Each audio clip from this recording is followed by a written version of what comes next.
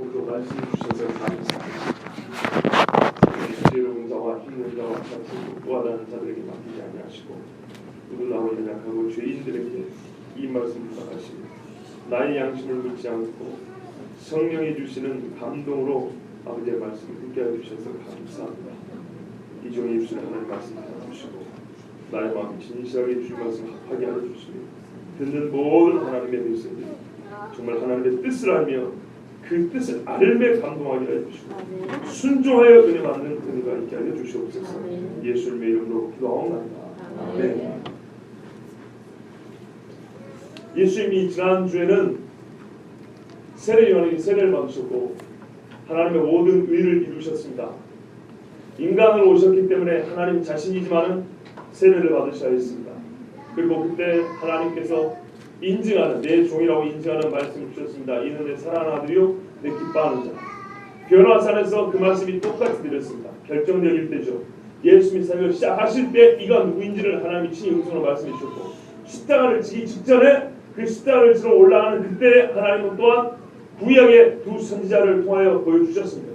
구약의 성취가 얼마 남지 않았으며 또한 그 결정적인 하나님이 가장 기뻐하신 일을 하실 거라는 하나님의 기름 부음 받은 종이라는 것을 베드로와 제자들이 본 앞에서 확증해 주셨습니다. 그 주변에 믿음이 있는 사람, 들을 게 있는 사람들은 다 듣도록 예수님이 누군지 말씀해 주셨습니다. 이게 참 중요합니다. 예수님이 누군지가 중요합니다. 예수님이 마태복음 16장에 보면 뭐라는가? 가이사랴 빌립보에 있을 때 시저, 가이사, 카이사르의 이름을 가진 성입니다. 이 성에서 많은 사람들이 로마 황제를 볼 수 있고 로마가 섬기는 신상을 볼 수 있습니다. 로마의 능력, 도서관을 볼 수 있고 로마의 군사력을 볼 수 있고 로마의 경제력을 볼 수 있습니다. 말 그대로 가이사랴 빌립보에 딱 잡으면 로마와 결탁한 헤롯지만을 볼 수가 있습니다. 하필이면 거기서 우리 주님이 물으시기를 사람들이 나를 누구라 하냐고 물어봤습니다. 예수님이 하실 대답은 사람들이 나를 누구라고 하면 그것이 옳다고 가르쳐주라는 게 아니라 얼마나 잘못됐는지를 가르쳐주려는 거죠. 사람들이 한 말은 예레미야나 세례 요한이나 혹 선지자 중에 하나를 하나이다. 기껏 많이 쳐져와야 선지자라는 것입니다.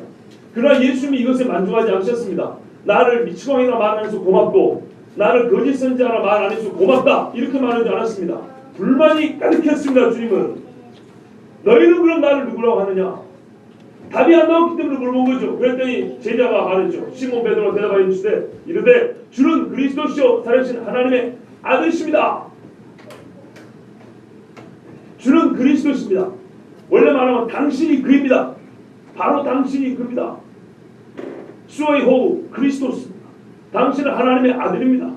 근데 누구냐면 투데우 좀더 살아계신 하나님의 아들입니다. 이런 고백이 예수님이 듣고 싶었던 고백입니다. 예수님과 줄기차게 따라다니도 가룟 유다는 예수님이 누군지 몰랐죠. 그런데 베드로는 알았습니다. 그러니까 예수님 말씀이 하요나 시몬아 네가 복이 있도다. 이를 네게 알게 하는 혈육이 아니오 하늘이신 내 아버지시라 그랬죠. 재밌죠? 이를 너에게 믿게 하니라고 해야 되는데 그런데 성경에서는 이를 알게 하니라 그랬어요. 하나님 보시기에는 아는 것과 믿는 것은 하나인 것입니다. 저번에도 말씀드렸지만 안다고 하여도 인격은 안다고 할 때 만남이 있어야 아는 것입니다. 글로 봐가지고는 그 사람이 누군지 모릅니다. 여러분도 제가 오기 전에 제 이력서를 한번 몇 분들은 보셨을 겁니다. 거기에 사진 있고 무슨 학력 있고 이력 있고 해도 누군지 모릅니다. 이 이력서 봤다고 해가지고 당신 한 목사가 누군지 압니까? 하면 내가 알지. 이러면 그건 말도 안 되는 소리입니다. 적어도 만나본 적 있고 대화를 해본 적 있고 목사라면 같이 예배 드려본 적이 있어야 그래야 어느 정도 내가 조금 안다고 하지. 이력서 한 장 보고 사람을 안다는 것은 그건 새빨간 거짓말입니다. 인격은 만났을 때 알 수 있는 것입니다. 그런데 베드로가 그렇게 고백했다는 것은 적어도 우리 주님을 이방 사람들보다는 일반 사람들보다는 많이 알고 있었다는 것인데 그것을 누가 가르쳐줬냐 했더니 예수님은 네가 참 복이 있는데 예수님이 누군지를 아는 것이 복 중에 복인데 이 복은 하나님이 주셨다고 그랬습니다. 할렐루야. 네. 사람이 자기 죄로는 하나님의 비밀을 알 수 없다는 것입니다. 고린도전서 유대인에게는 거리끼는 것이고 헬라인에게는 비련하게 보인다는 것이에요. 그런데 그리스도는 하나님의 지혜라고 그랬단 말입니다. 그리스도를 아는 것은 하나님의 지혜입니다. 그럴 때는 하나님과의 만남이 없는 사람은 그리스도가 누군지 아무리 알래야 알 수 없습니다. 세상에 많은 사람들이 기독교와 예수님에 대해 책을 썼습니다. 심리학자 예수, 철학자 예수, 유대 종교학자 예수, 혁명가 예수, 별의별 이야기를 많이 썼습니다. 그러나 그런 사람들이 성경을 볼 때 보기는 맞지만은 내 죄를 사하러 오신 예수님은 보지 못했습니다.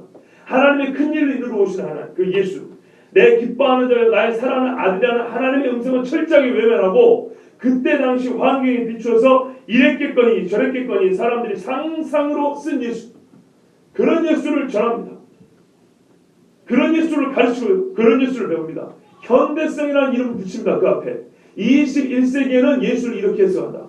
20세기 후반에는 예수를 이렇게 본다. 100년 전에는 저렇게 봤지만 그것은 옳지 않다. 이런 식으로 현대성이라는 이름을 붙여가지고 예수에 대한 새로운 해석을 갖다 댑니다.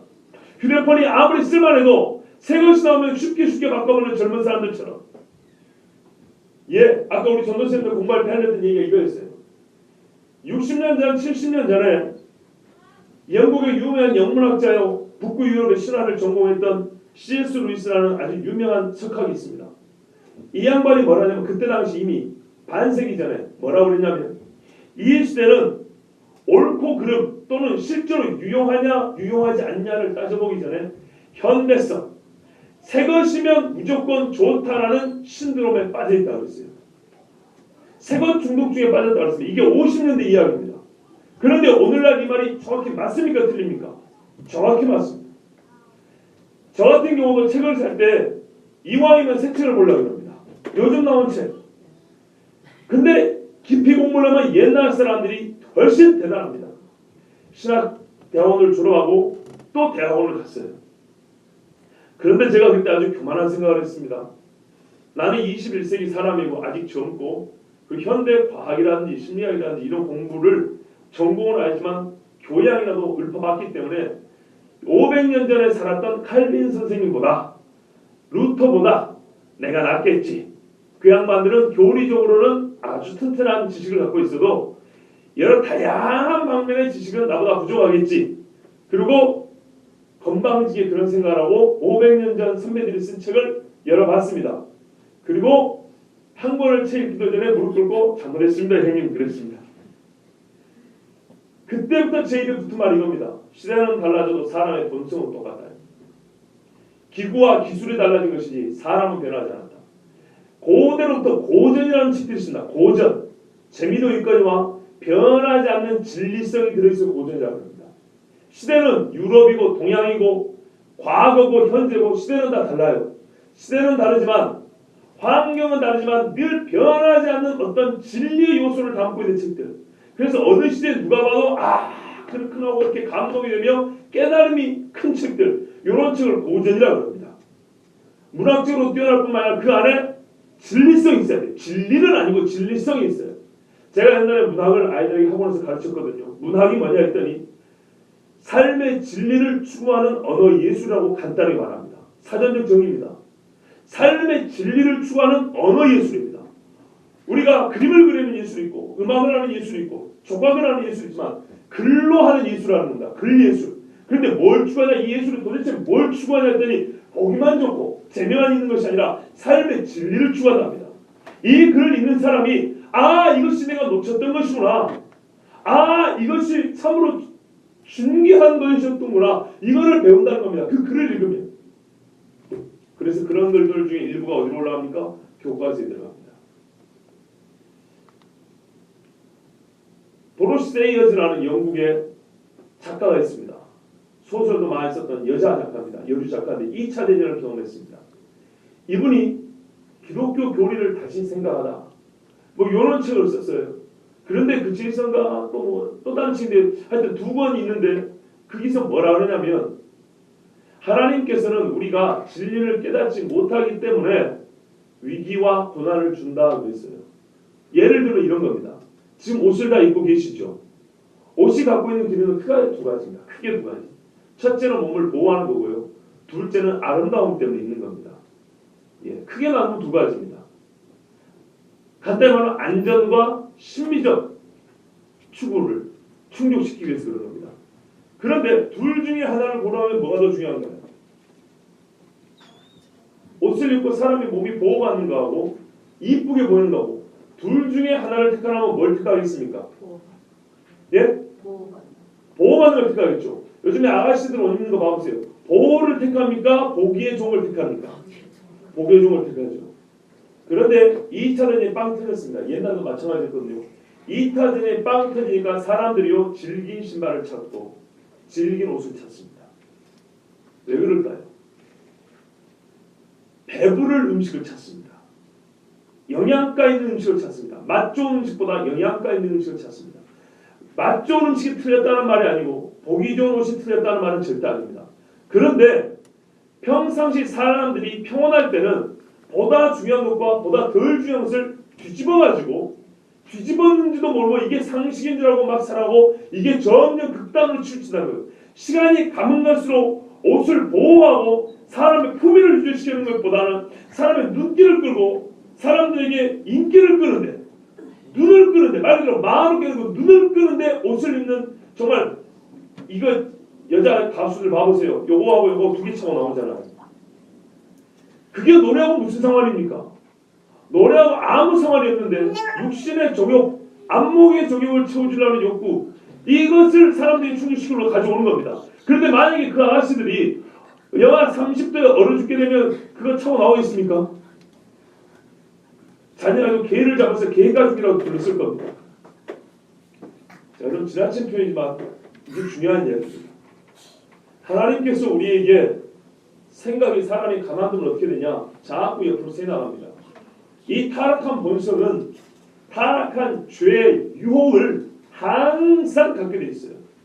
죄의 유혹이라는 것은 아무렇게나 오는 게 아닙니다. 우리가 질병이 걸리지 않습니까?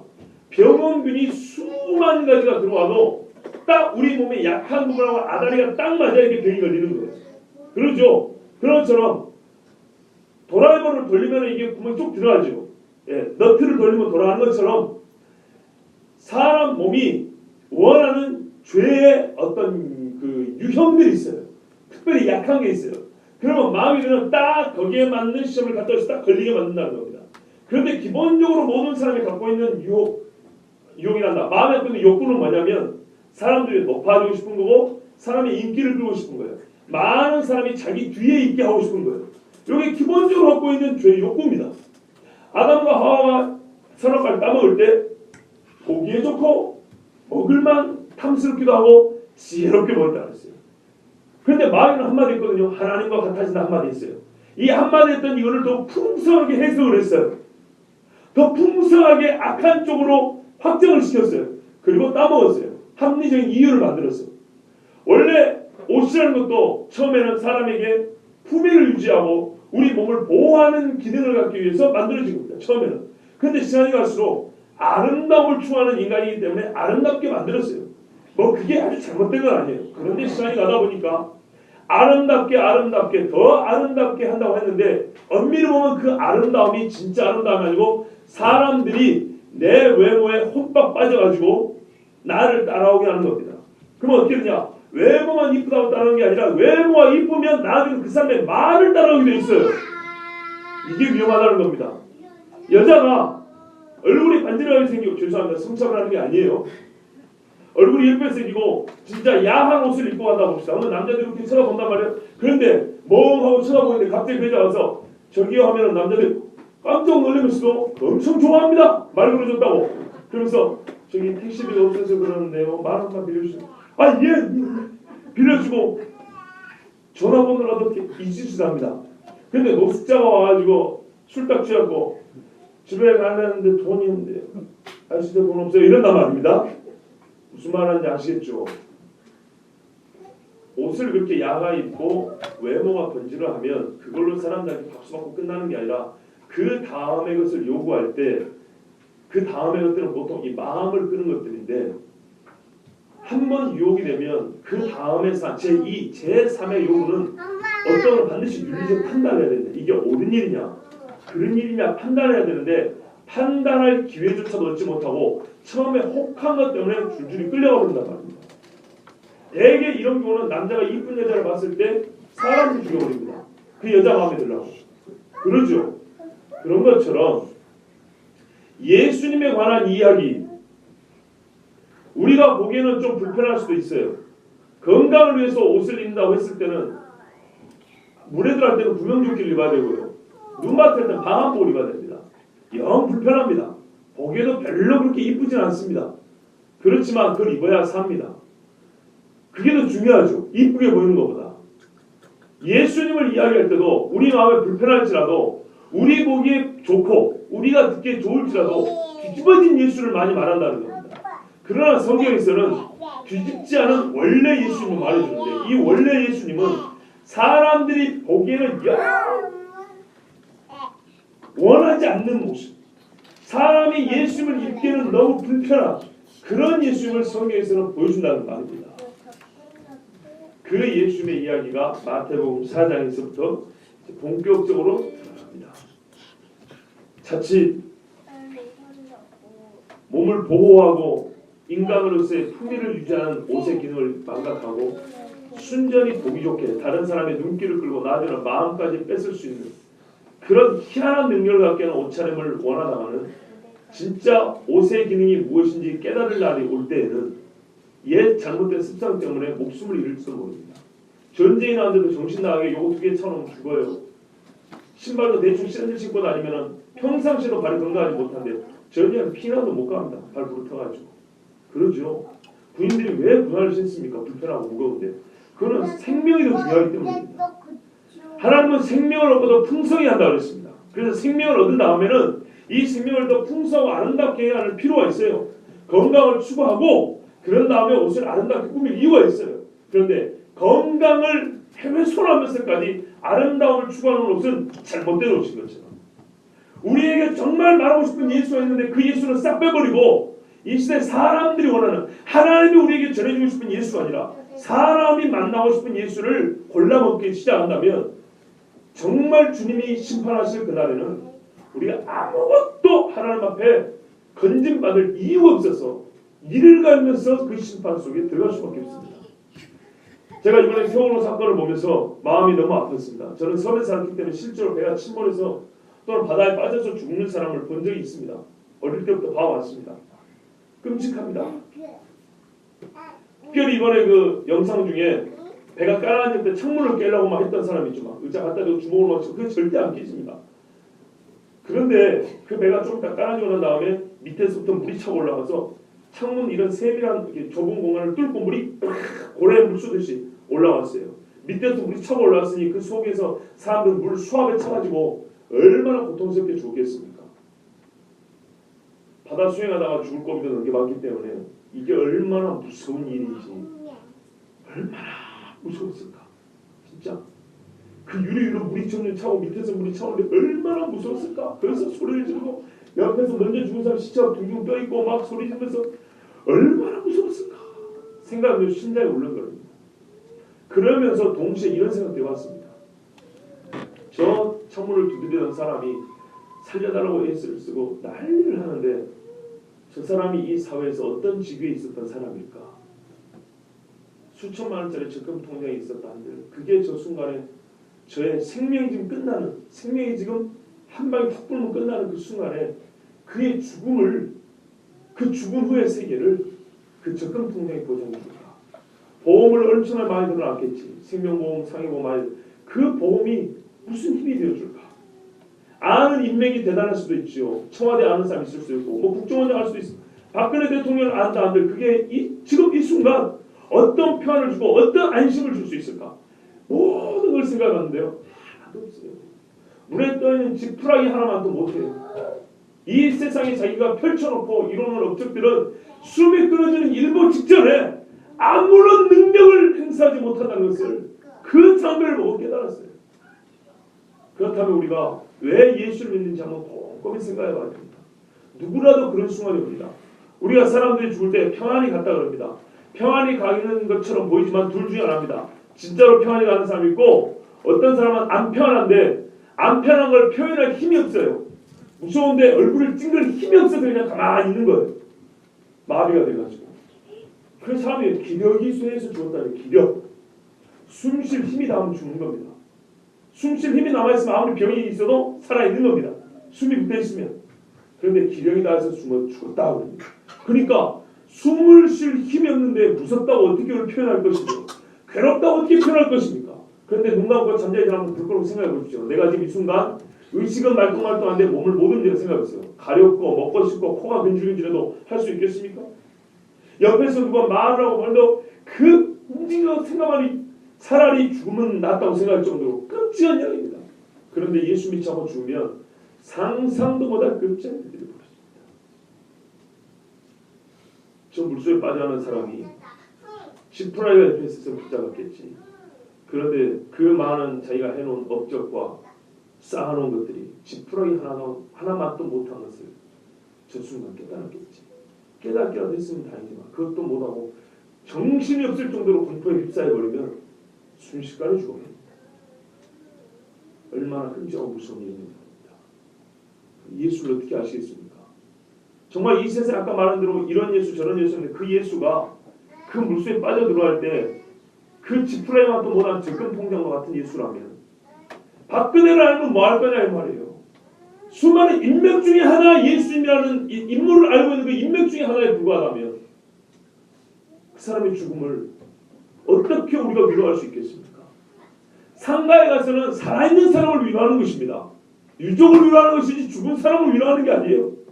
죽은 사람은 이미 빨리빨리 끝나버렸습니다. 정말 사람이 목숨의 경각까지 달렸을 때 우리 전도사님들이 계시지만 신학 공부를 하는데요. 제가 신학교에 가지고 애들이 별별 소리가 다 들어갔어요. 말도 안 되는 소리를 하고 하나님을 아주 그냥 우습게 보는 얘기들도 많이 해요. 왜? 신학이라는 이름으로 학문이라는 이름으로 정말 하나님을 저렇게까지 표현해도 될까 싶을 정도로 얘기를 합니다. 제가 그랬어요. 야 임마 신학이 좋고 뭐 학문이 어쩌고 하는데 네 진짜 네 영혼이 하나님과 1대1 얼굴을 딱 마주쳤을 때 지금 했던 그 말 똑같이 할 자신이 있냐? 뭐 1세기 예수는 당시 민중이 어쩌고 뭐 하는데 좋다 그래. 네 한 이야기를 네가 주의 심판 네 목숨에 딱 걸려서 지금 심판 앞에 섰을 때 모세도 눈을 뜨고 보지 못했다는 그 하나님 앞에 불이 섞인 그 천둥 번개치는 그 하나님 앞에 딱 섰을 때 네 지금 한 이야기 할 수 있냐 이 말이다. 자신 없으면 하지 마라. 하나님하고 얼굴을 맞닥뜨려서 하지 못할 소리는 사람 앞에서 하지 마라. 신앙이라는 민명하에 그게 면제가 되는 것이 아니다. 학문을 하다 보니까 그랬습니다. 그런다고 하나님이 죄 없다고 하지 않는다. 말교신할 때 야고보서에 사람이 입술에 허물이 없으면 완전한 자라고 그랬다. 많이 선생되지 마라 그랬다. 사람의 말로 하나님의 말씀을 그렇게 우습게 취급하지 마라. 제가 다니던 장신대는요 하나님의 말씀을 가볍게 취급하는 사람이 너무 많았어요. 그래서 제가 동기들한테 그랬습니다. 학문 좋아하지 말고 진짜 네 영혼이 주님과 1대를 마주쳤을 때 자신 없는 소리는 지금 사람 앞에서도 하지 말고 그때 썼을 때도 떳떳한 이야기라고 생각되면 지금 사람 앞에서 해라. 함부로 입을 놀리지 마라. 그렇게 우습게 하는 예수라면 하나님께서 이렇게 말씀 우리에게 주지 않았을 겁니다. 오늘 하나님께서 우리에게 주신 말씀은 이렇게 많은 사람들이 생각하는 인맥 중에 하나 유명한 인사 중에 하나 예수하고 완전 다른 예수를 말합니다. 처음부터 성경은 분명히 이걸 짚어나갑니다. 이 예수가 누군지. 태어날 때부터 하나님께서 천사를 통해 가르쳐 주셨는데 이제는 예수님의 입을 통하여 직접 가르쳐 주십니다. 12절에 보시면 예수께서 요한이 잡혔음을 들으고 갈릴리로 물러가셨습니다.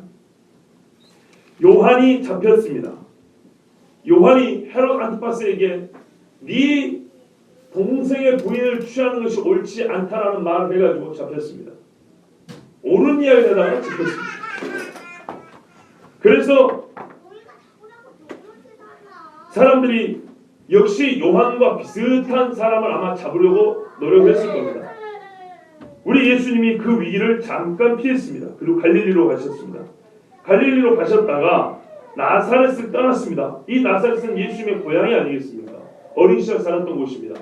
그런데 예수님께서 어린 시절 살았던 그곳에서 이제는 요한의 시대가 마무리되었고 이제 끝났으니까 본인이 이제 직접 나설 때가 됐는데 첫 설교를 자기 고향에서 하지 않고 길을 떠났다는 것을 우리가 주목을 해야 됩니다. 원래 나사렛이 자기 고향이기 때문에 이게 살고 있었으니까 여기서부터 시작하고 가면 되는데 예수님이 나사렛에서 시작하지 않으셨어요. 그리고 어디로 가셨냐면 스불론과 납달리 지역의 해변에 있는 가버나움이라고 하셨어요. 가버나움. 이 가버나움이 갈릴리 지역인데요. 이 갈릴리 지역은 옛날에 예수님이 오기 전에 100몇 년 전에 갈릴리 유다 또 뭐 헬라 왕국에 반영하던 유대교에 아주 열심히 했던 사람들이 이 지역에서 반란을 했던 장소입니다. 그러면 이 사람들이 그냥 반란을 일으킨 게 아니고 메시아가 곧 오리라 라는 기대를 가지고 우리가 이렇게 하나님의 나라가 즉 유대가 이방인에 사로잡히지 않도록 포로로 잡히지 않도록 독립을 취할 수 있도록 애를 쓰는 모습을 보시고 하나님 곧 그의 약속하신 메시아를 보낼 거다. 어떤 이런 소망을 가지고 이 사람들은 이방의 제국들에서 이제 항거를 했던 것입니다. 그 지역으로 갔습니다. 그 지역으로 가서 예수님이 처음으로 설교를 했는데 가버나움에 가서 설교를 하실 때 우리 주님이 뭐라 그러냐면요. 이사야를 통해 하신 말씀을 이루셨다 그랬어요. 그래서 일부러 자기 고향을 따라서 이곳으로 왔어요. 스불론 땅과 납달리 땅과 요단강 저편 해변 길과 이방의 갈릴리여 그가 가진 백성이 큰 빛을 보았고 사망의 땅과 그들에 앉은 자들에게 빛이 비쳤도다. 열왕기하 15장 29절에 보면 아수르 왕 디글랏빌레셋이 와서 스불론과 납달리 지방 갈릴리 사람들을 잡아가지고 포로로 끌고 가고 이방 사람들을 거주시켰다 이런 말이 있습니다. 이사야 9장 1절 2절에 보면 이 말씀대로 스불론과 납달리 땅의 이방의 해변의 갈릴리여 그가 앉은 백성이 큰 빛을 보았다고 예언이 되어 있습니다. 그러니까 이 땅이 어떤 땅이냐면 우리가 사마리아 아시죠? 유대 위에 사마리아가 있고 그 위에 갈릴리가 있습니다. 위쪽에 있다고 다 무시했던 게 아니라 특별히 사마리아를 무시했는데 가운데 있는 사마리아를 무시했는데 이거는 특별히 이방과 혼혈이 심했기 때문인데요. 엄밀히 말하자면 그 위에 있던 갈릴리 지방 스불론과 납달리 지파 지역도 사마리아와 별 차이 없이 혼혈된 사람들입니다. 혼혈된 사람이 꽤 많았습니다. 물론 정통적으로 유대교 신앙을 지킨 사람도 많았지만 혼혈된 사람이 많았기 때문에 남쪽 유다 사람들이 볼 때는 뭐냐면 이방과 다름이 없다 해서 이방의 갈릴리여 이렇게 부른 겁니다. 멀리 떨어져 있다고 이방과 가깝다고 그러는 게 아니고 진짜로 사마리아하고 똑같이 이렇게 혼혈되고 이방 풍습을 받아들이고 우상 숭배하고 막 이랬다고 해가지고 이방의 갈릴리라고 이렇게 이제 평화해서 부른 겁니다. 그런데 그 사람들에게 이사야는 예언을 했습니다. 그래서 예수님은 이 예언의 말씀을 성취하시려고 고향에서 증거를 먼저 해도 되는데 일부러 가버나움 이 스불론과 납달리 지역 해변의 갈릴리 땅으로 가서 회당에 들어가서 누가 보면 이사야서를 펴니다. 그리고 가난한 자에게 복음이 증거되었으니 하면서 쭉쭉 읽은 다음에 오늘 이 말씀이 너희에게 응하였느니라 이렇게 말합니다. 곧 자기로 인하여 이 이사야 말씀이 응하였다 말씀합니다. 그리고 이제 본격적으로 설교를 할 때 이렇게 설교를 했다는 말이에요. 이 말씀을 이루시려고 우리 주님이 오셨다. 그러면은 예수님이 이 땅에 오셨고 할 일은 무슨 일이냐? 자기가 온 것이 하나님의 말씀을 이루려고 왔으면 그 온 목적 하실 일도 하나님의 뜻을 이루려고 오셨을 것이고 하나님의 뜻을 이루는 일을 하실 것 아니겠습니까? 그죠? 그게 뭐겠습니까? 17절을 보시면 예수께서 비로소 전파에 이르시되 회개하라 천국이 가까이 왔느니라 하시더라. 회개하라 천국이 가까이 왔느니라 하시더라. 마태복음에 보면요. 천국에 관한 이야기가 상당히 많습니다. 천국은 포도원 주인과 같고 천국은 뭐 왕권을 가지고 왕과 같고 천국은 밭에 감시 보호와 같고 천국은 고기 잡는 그물과 같고 푸대에 넣은 누룩과 같고 천국에 대한 이야기를 많이 합니다. 한 번 설명으로 끝낼 수 없기 때문에 여러 번 나눠서 천국을 설명해 줍니다. 그런데 복음서에서 가장 먼저 천국이 어떤 곳인지를 보여주는 곳이 바로 이곳입니다. 신학적으로는 천국 강화라고 천국 설교 모음집이 있어요. 마태복음 두 군데 있고요. 각 복음서마다 있어요. 그런데 이 부분을 놓친단 말이에요. 세상 사람들은 착하게 살지도 않는 주제 이렇게 말합니다. 너희 하나님은 사랑이 없는가? 제가 주일날 말씀드렸죠. 사랑은 거룩을 빼놓고 설명할 수 없는 사랑이라고 하나님의 사랑. 그런데 이 거룩을 생각하지 않고 이 시대에 자판기식 사랑을 생각하니까 그 기준에 의하면 너희가 믿는 하나님은 사랑이 없는가 보다. 왜 착한 사람들을 다 지옥 불끈에 집어넣는다니? 이렇게 오는 겁니다. 거기에 대해서 할 말이 참 많습니다. 논리적으로 제가 100% 반박할 수 있습니다. 청년들한테 그런 질문을 많이 받는데 제가 반반에 한 명도 대답을 못했어요. 최종적으로 제가 물어보는 이겁니다. 제가 반문을 선언하지 않는데 마지막으로 물어보는 이런 겁니다. 누가 착합니까? 당신의 말에 하면 착한 사람은 지옥 가면 안 된다고 하는데 그 말 자체가 논리적으로 말이 안 되는 말이지만 그 전에 한번 물어봅시다. 누가 착합니까?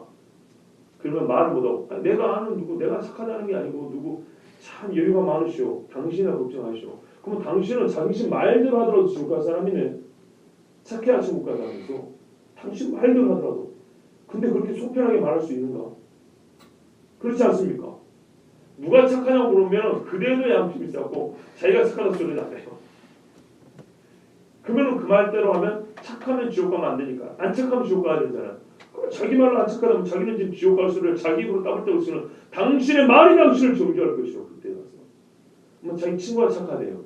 그럼 제가 그 친구들 당신 친구가 당신 뭐 착하다는데 얼마나 착하신지 좀 가르쳐 주셨습니까? 하면 저 안 착한데요. 아무도 안 착해요. 아무도. 우리 김월배 권사님 보시기에 미애가 참 착해요. 제가 보기에도 그렇게 착해요.